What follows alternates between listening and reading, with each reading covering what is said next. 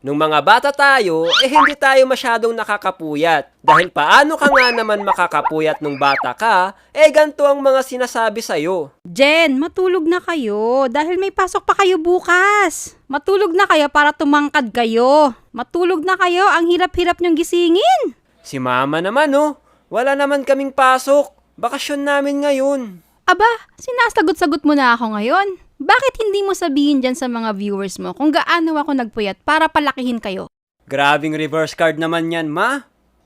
Shout out nga pala sa mga magulang natin na nagpuyat para palakihin tayo.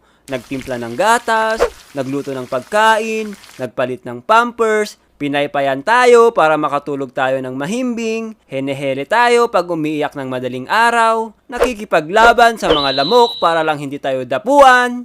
So, wag nyo sayangin ang sakripisyo ng magulang nyo, guys. Ha? Maging mabuting anak dapat tayo, okay? Dapat matulog tayo ng maaga. Good night! Isa sa mga puyat moments ko noon, kapag pumupunta kami ng lamay. Alam nyo naman pag lamay, di ba? Tumatagal yan ng 3 araw hanggang 7 araw. Sa lamay, pinapakita ang pakikiramay ng mga kamag-anak, kaibigan at ibang kakilala ng namatay. Nagiging malaking pagtitipon ito hanggang hating gabi. Or minsan nga hanggang madaling araw. Sa lamay, may kantahan, pagmimisa at higit sa lahat, ang isang rason kung bakit ang daming nagpupuyat, ang pasugalan.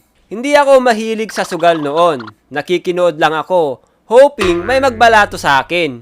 Pag wala, nakikipagkwentuhan at nakikikanta na lang ako. Sa lamay, parang reunion din, kasi nakikilala mo yung mga iba mong kamag-anak. Hello, gusto mo ng kape?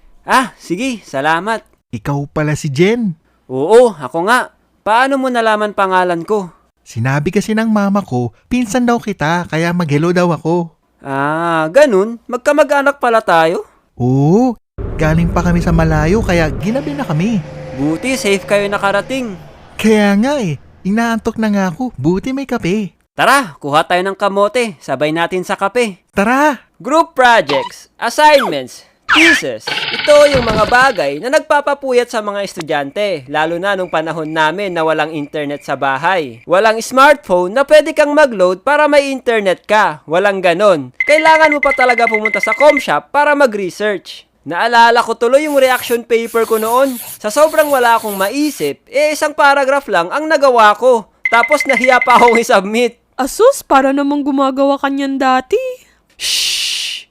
Hindi mo lang alam, meron akong project na talagang pinagpuyatan ko. Partida, mag-isa ko lang nun kahit group project pa yun. Hindi ko nga siya natapos lahat kasi naubusan na ako ng ilalagay. Pero nakapag-submit pa rin ako at medyo mataas yung nakuha kong score doon. Pero bagsak ka pa rin. Nye. Computer games. Yes! Dito talaga ang maraming puyat moments ko nung bata ko.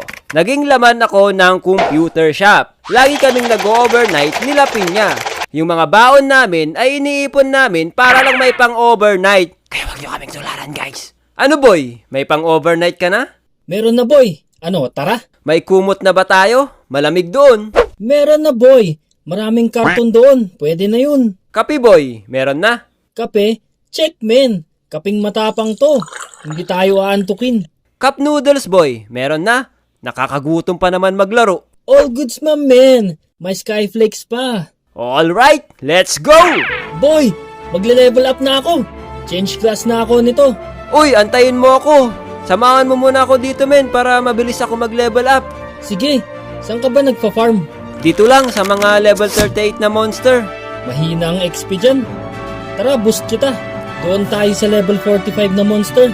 Sige. Tsaka boss hunt tayo mamaya. Marami daw boss drop ngayon. Tara. May event daw ngayon 7 hours later. Men, ilan na XP mo? 90% na men. Konti na lang. Mag-uumaga na pala. Kaya pa to men. Sige. Sakit na ng mata ko. Ito na.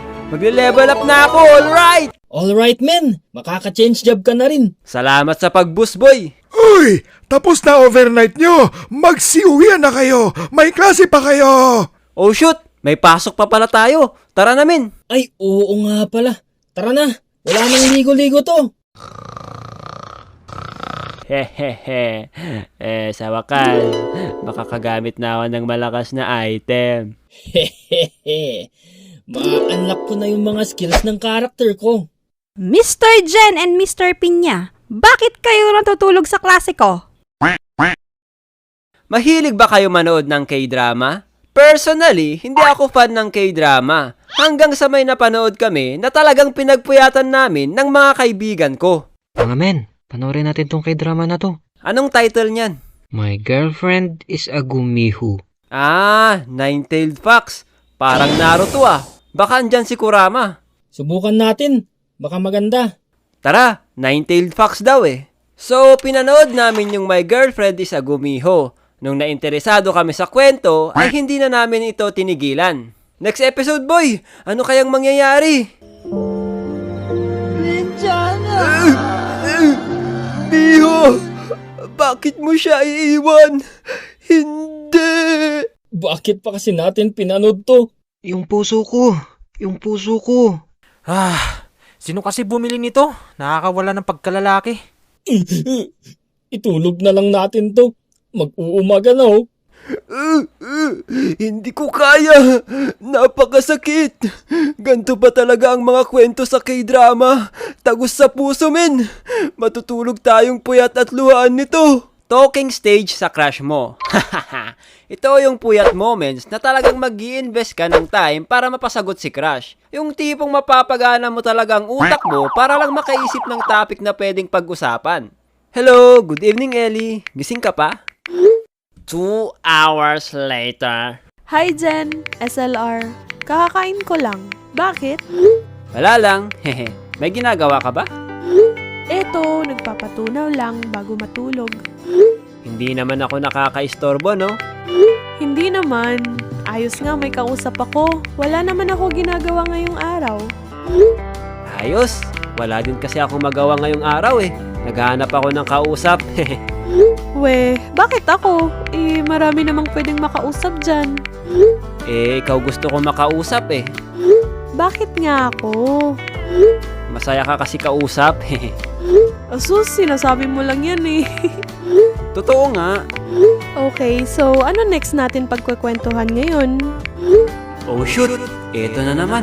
Kailangan ko na naman mag-isip ng topic. Anong paborito mong number sa electric fan? 1? Bakit naman?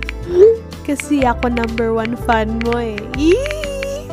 Asus! Oh, ikaw, ano paborito mong number sa electric fan? Wala eh. Hindi kasi kami gumagamit ng electric fan dito. Oh, siguro hindi mainit dyan sa lugar nyo, no? Oo, malamig dito. Sarap siguro mamasyal dyan sa inyo. Oo naman. Gusto mo ipasyal kita dito? Sige ba, basta libre mo ko. Hati tayo. Siyempre, hindi lang naman ikaw mamamasyal eh. Ngek, sige. At sila'y nag-usap magdamag hanggang sa naubusan na ng bagong topic si Jen. Huy, ano na, tagal mong mag-reply ha. Mag 10 minutes na. Ay, sorry. May ginawa lang ako saglit. Oh shoot. Wala na akong maisip na topic. Wala na siguro tong matapik. Hoy, matulog na kaya tayo. Mag-uumaga na, oh. Oo nga no. Tara, naantok na rin ako eh. Tuloy na lang natin ulit next time. Sige, good morning. Good morning din. Woo!